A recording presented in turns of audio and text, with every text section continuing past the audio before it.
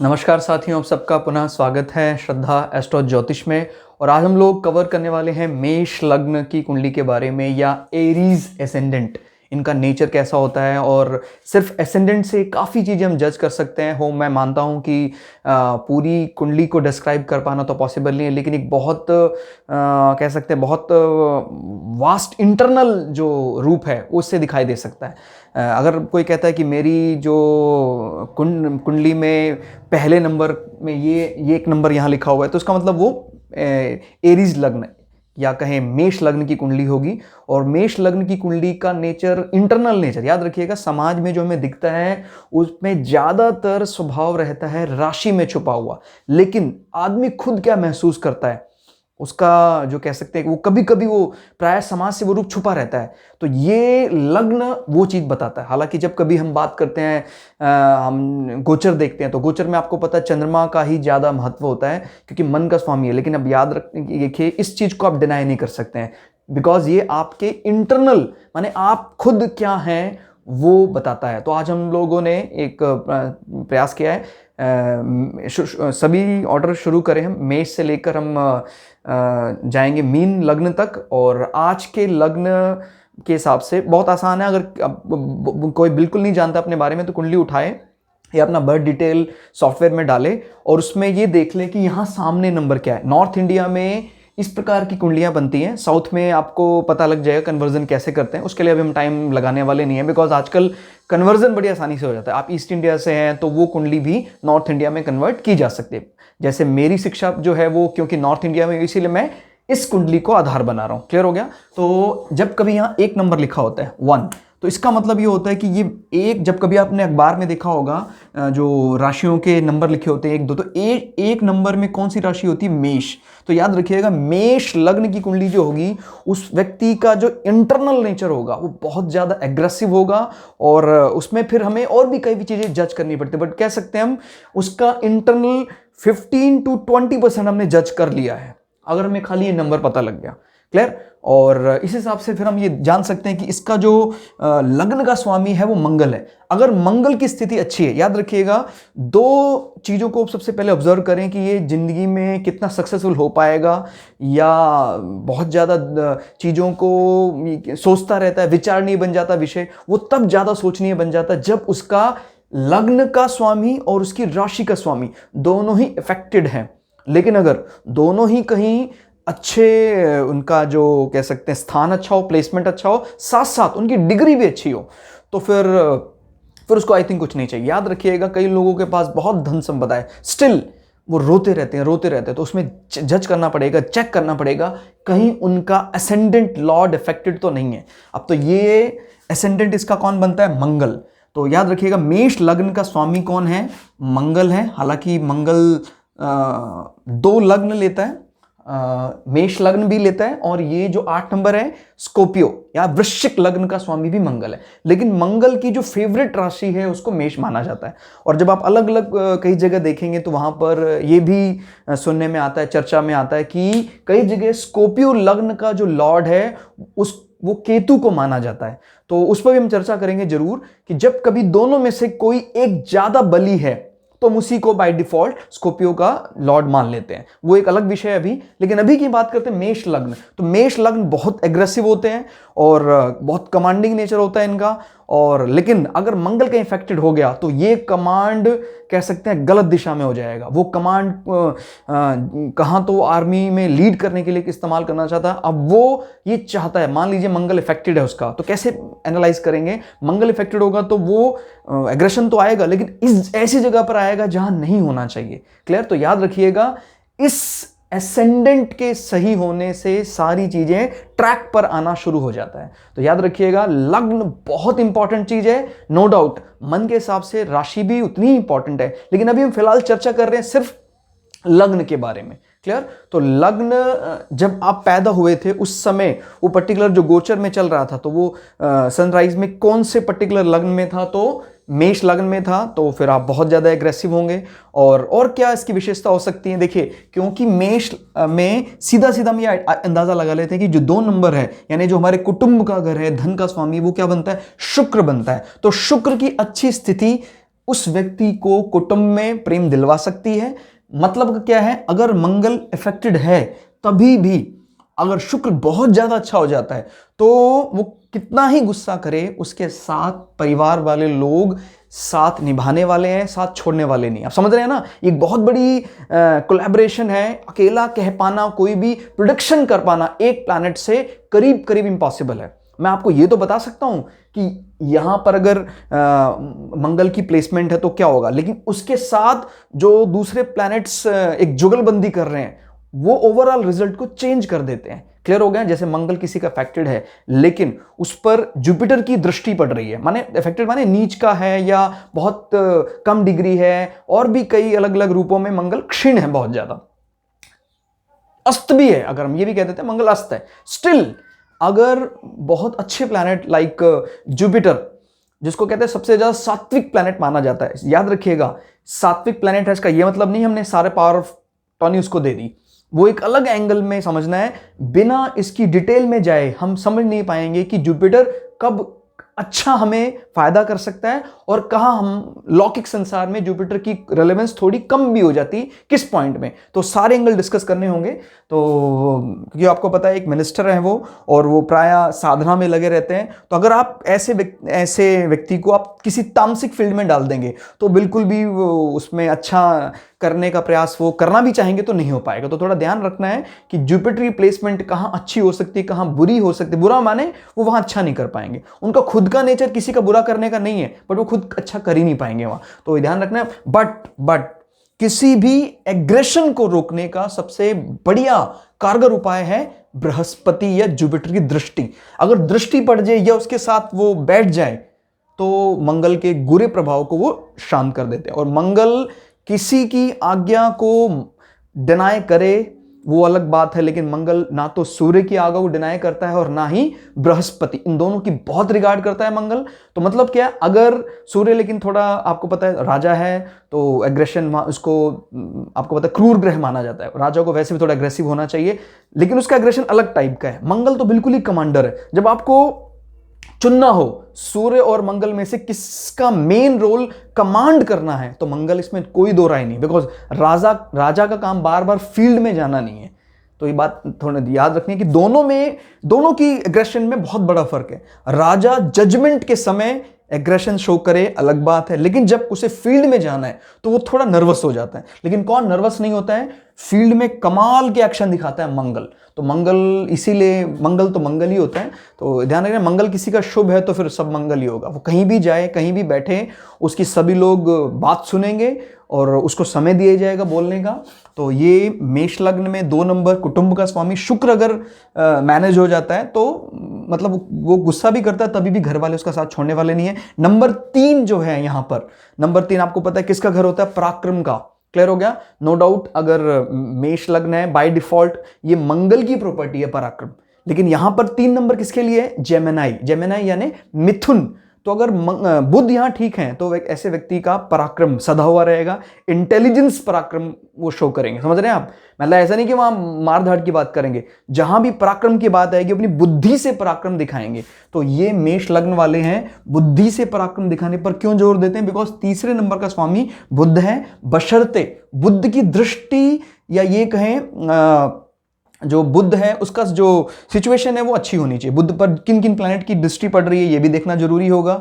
और अगर गुरु और बुध आपस में कहीं मिल रहे हैं तो वो बुद्धि से अपने सारे काम निकालेंगे, बुद्धि से पराक्रम दिखाएंगे। क्लियर हो गया। नंबर 4 का स्वामी अगर आपने अखबार में पढ़े हो राशियां तो नंबर 4 है मून यानी चंद्रमा। तो चंद्रमा वैसे ही किसका घर माना जाता है, ये घर माना जाता है हमारे हाउस का, माने जहां हम रहते हैं। दोनों में फर्क आप लोगों को करना है। दिस इज कुटुंब, हमारे रिश्तेदार, हमारी हार्मनी जो बनती है वो इससे बनती है। लेकिन 4th is different. 4th is हमारा घर, वाहन, इस प्रकार का जो कह सकते हैं ऐश्वर्य जो चीजें दिख रही हैं उनका संबंध 4 से।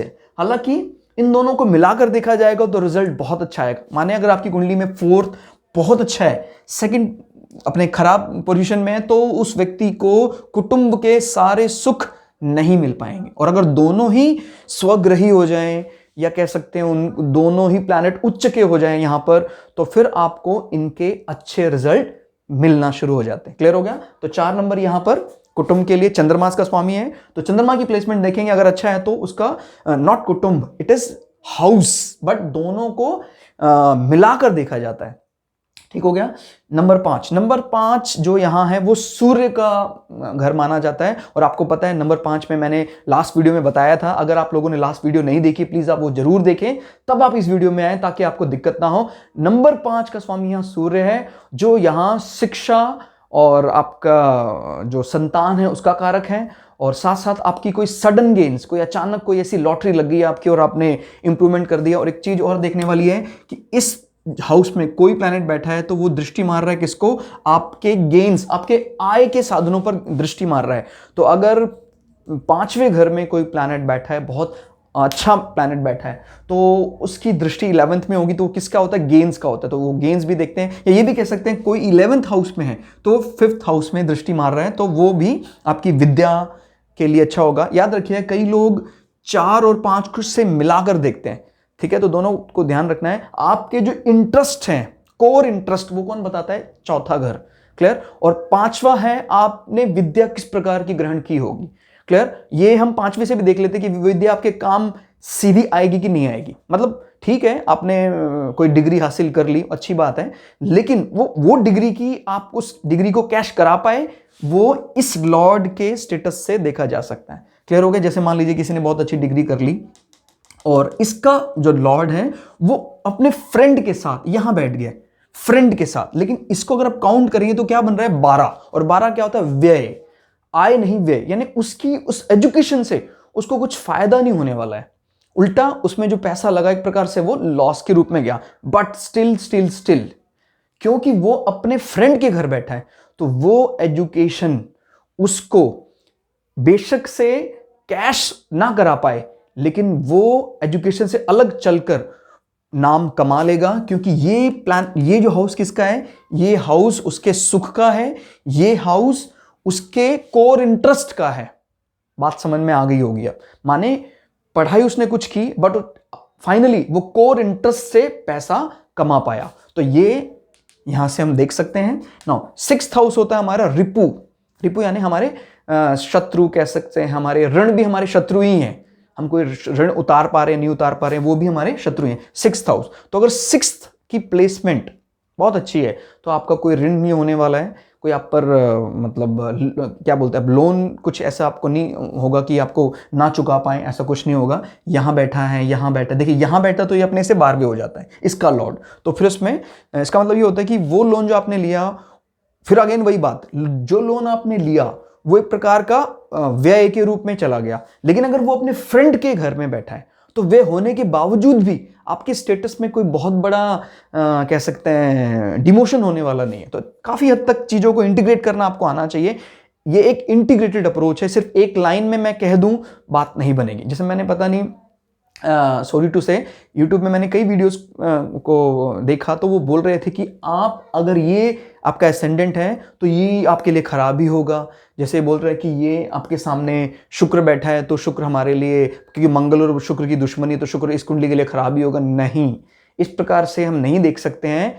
इस प्रकार से तो देखा जाए तो सभी में यही चलता रहेगा। मान लीजिए सिंह लग्न की कुंडली है तो यहाँ पर फिर शनि का घर आ जाएगा 11, तो मतलब सिंह लग्न की कुंडली वालों ने शनि खराब माना जाए, ऐसा नहीं होता है। याद रखिए इसका ये मतलब है कि आपस में वो एनिमीज हैं, ठीक है, मान लेते हैं कि मंगल और शुक्र की डायरेक्ट वैसे नहीं बनती हैं, लेकिन स्टिल अगर वो स्वग्रही हो जाते हैं, वो बड़े उच्च के हो जाते हैं, तो इसमें इसका कोई रोल फिर रह नहीं जाता है। तो इसको जब तक कनेक्ट नहीं करेंगे बात नहीं बनने वाली। 7वां नंबर किसका होता है? लिब्रा, तुला। तो ये तुला का बन रहा है, तुला, और इसका स्वामी भी कौन है? शुक्र। तो ये और ये दोनों हाउस का स्वामी शुक्र बन रहा है। तो समझ रहे हैं आप, इसका जो विवाह होगा वो कहीं ना कहीं शुक्र की अंतरदशा महादशा में होना चाहिए। और साथ साथ अगर यहाँ कोई प्लैनेट बैठा है वो भी इफेक्ट करेगा, लेकिन हमने जैसे मैं बताया, हम अभी खाली लग्न के ऊपर चर्चा कर रहे हैं। इसको जितना ज़्यादा इंटीग्रेट हो सकता है हम करेंगे, बट क्योंकि आप लोगों ने, जैसे मैंने वादा किया है कि हम बेसिक से शुरू करेंगे और वहाँ से लेकर अपने हाई लेवल तक अप्रोच करेंगे। क्लियर हो गया? 8th, ये किसका हाउस है? ये हाउस होता है हमारा, अभी देख रहे हैं स्कॉर्पियो है तो मतलब मंगल का स्वामी है, और ये हमारे हिडन सीक्रेट, याद रखिए, जो हम समाज से छुपाते हैं। 12 नंबर जो समाज हमसे छुपाता है। क्लियर हो गया? हम जो छुपाते हैं, समाज जो हमसे छुपाता है। दूसरा, इसको हम मृत्यु का घर भी कह देते हैं, याद रखिएगा। मृत्यु का घर से मतलब आप इसको दूसरे एंगल से भी जोड़ सकते हैं, मोक्ष भी लगा सकते हैं। तो ध्यान रखना है आपको कि अगर ये अच्छा है तो ऐसे व्यक्ति को मृत्यु में बहुत इंटरेस्ट होता है। इंटरेस्ट मतलब वो भागवत की कथाएं जहां पर मृत्यु पर विजय पाई जाती है उन पर वो मनन करने लग जाता है। तो इस हाउस का अच्छा होना इन सब चीजों के लिए बहुत इंपॉर्टेंट। इनफैक्ट मोक्ष के लिए हम लोग आए हैं, तो 4, 8, 12 अगर ये घर हमारे अच्छे हैं तो आप फाइनल डेस्टिनेशन को जरूर अचीव कर पाएंगे। संसार में सब कुछ अचीव करने के बाद फाइनली आपको इन्हीं की चाह होती है। तो अगर ये अच्छे हैं, आप देख लीजिएगा, कुंडली कई हैं, अभी मैं पर्टिकुलर किसी का नाम लूंगा तो आपको लगेगा एग्जाम्पल के बिना कैसे बता रहे हैं, लेकिन कई ऐसे लोग हैं जो किसी कंट्री के प्राइम मिनिस्टर हैं, बट उनका स्वभाव साधु स्वभाव है। आप कुंडली देखिए उनके 12 घर में कई प्लैनेट हैं जो उनको वैराग्य दे देते हैं। क्लियर हो गया? तो यहाँ पर कुछ भी मतलब प्रचार करने वाला, किसी के अगेंस्ट बोलने वाला कुछ नहीं है। आप कुंडली को देखिए काफ़ी हद तक, कि देखिए ये हमारे पूर्वजों की नॉलेज है और बहुत रिसर्च करने के बाद हमें मिली है, और जो जितना ज़्यादा इस पर पढ़ेगा, अध्ययन करेगा, उसको सटीक ज्ञान हो जाएगा। 9 नंबर यहाँ पर ये आपका कह सकते हैं एक प्रकार से भाग्य का घर माना जाता है। 9वां घर आपको वैसे पता है ये त्रिकोण है 1, 5, 9। तो यहाँ पर 1, 5, 9 जो है ये मंगल है, ये सूर्य है और ये बृहस्पति। 9 यानी धनु। तो अगर यहाँ पर स्वग्रही हो जाए गुरु, या अपने से दूसरे हो जाए, अपने से दूसरे होने का सीधा मतलब होगा कि भाग्य। 2 नंबर क्या होता है? कुटुंब, मतलब भाग्य और कुटुंब का बड़ा तगड़ा कनेक्शन है। क्लियर? 2 नंबर का सीधा मतलब होता है कुटुंब, या धन भी कह सकते हैं। भाग्य के जरिए उसको धन मिल जाएगा। क्लियर हो गया? तो काफी हद तक इसी प्रकार से आप जैसे 4, 5, 6, अगर कोई इसका लॉर्ड यहां बैठता है, अच्छा स्टेटस में बैठता है तो ठीक है, वो बात सही है, लेकिन आपको ये नंबर भी देखना पड़ेगा। 5, 6 क्या होता है? रिपु। क्लियर हो गया? तो वो भी आपको समझना पड़ेगा कि किस प्रकार से वो कनेक्ट कर रहा है। नाउ 10 नंबर ये है किसका? ये है मकर यानी इसको आप, इसका स्वामी कौन है? शनि इसका स्वामी है। तो ध्यान रखना है, ये सैजिटेरियस है। क्लियर हो गया? और ये है कैप्रिकॉन। तो कैप्रिकॉन का स्वामी जो है, अगर उसकी स्थिति अच्छी है मेष लग्न में, तो इसका मतलब उसका जो फील्ड होगा, काम का क्षेत्र होगा, जॉब प्रोफाइल होगा, वो बहुत अच्छा होगा। स्टेटस बहुत अच्छा होगा इसका, उसका स्टेटस ये सब इससे देखा जाएगा। और 11 नंबर क्या है? उसके गेन्स को ध्यान रखिएगा। यहां पर एक प्लस पॉइंट क्या है मेष लग्न में? 10, 11 कर्म और लाभ दोनों का स्वामी एक ही है, तो बहुत अच्छा है। मतलब अगर किसी का कर्म यहां अच्छा है तो उसको गेन्स जरूर होते, जितना ज्यादा कर्म करेगा उतना इसको गेन्स होगा।